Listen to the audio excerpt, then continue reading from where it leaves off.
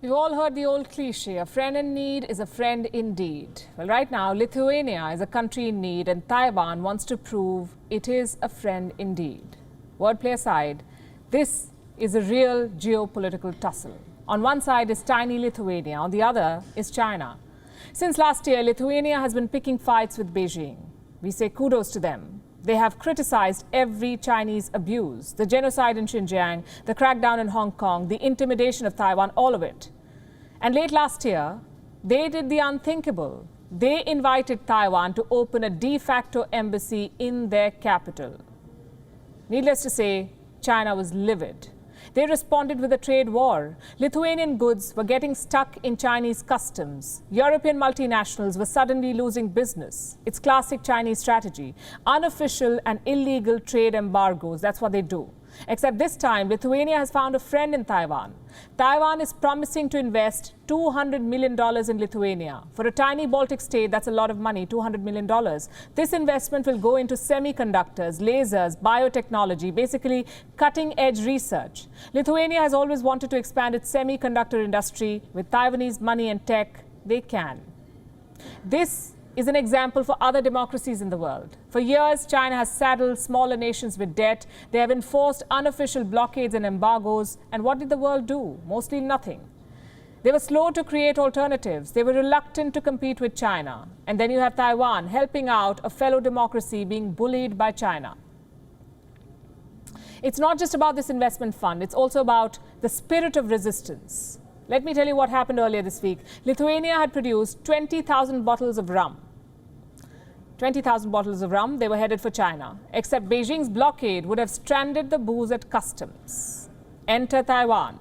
Their state-run liquor company decided to buy all 20,000 bottles. And that's not all. They posted this message on Facebook. It's basically a recipe card. What can you make with Lithuanian rum?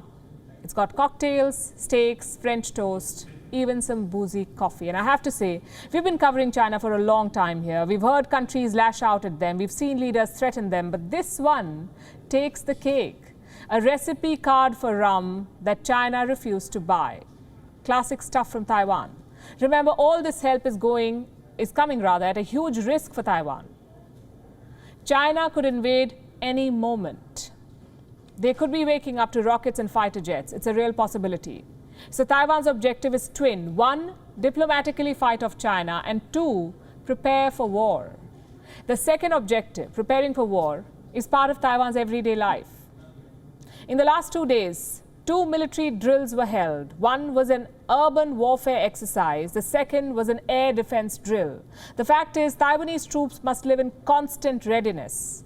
They must constantly think about that dreaded question: what if China invades? A US military journal has an interesting take on that question. It says if China invades, Taiwan must destroy its semiconductor factories. I know it sounds a bit dramatic, but this is common war strategy. If your enemy invades, destroy your most valuable assets. Make sure they don't fall into the wrong hands. Ideally, things should not go that far. Just like Taiwan is backing Lithuania, bigger powers must ideally back Taiwan. American and German diplomats have supported Lithuania's crusade against China. It's a welcome start, but they need to go beyond words. They must do what Taiwan is doing, offer alternatives to China. The strategy is 100% foolproof, by the way. How do I know? Because Beijing is rattled, that's how. The US side has defended Lithuania's erroneous act of creating one China, one Taiwan, and attempted to put together a small clique condoning the Taiwan independence forces. This further exposes the US intention to use Taiwan to contain China. It will only damage the international image of the US itself and end up hurting itself. If Lithuania can do it, if Taiwan can do it, surely the big powers of our world can also do it. They can rescue countries from China's debt trap. They can help them circumvent China's illegal trade barriers. The time for statements and condemnations has passed. As they say in the movies, it's time to show the money. WION is now available in your country. Download the app now and get all the news on the move.